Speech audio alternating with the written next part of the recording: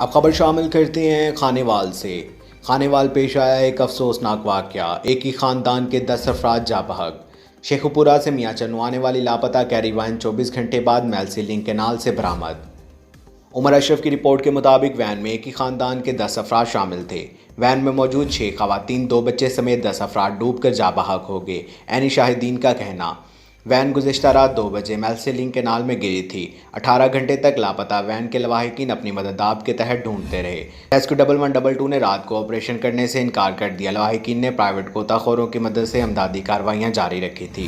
Private غوطہ خوروں نے when نہر سے نکال لی۔ وین سے 9 افراد کی لاشیں نکال لی گئی، دیگر کی تلاش جاری ہے۔ رپورٹ کے مطابق 4 افراد کی لاشیں میاں چنو جبکہ 5 لاشیں لیا کے لیے روانہ کر دی گئی ہیں۔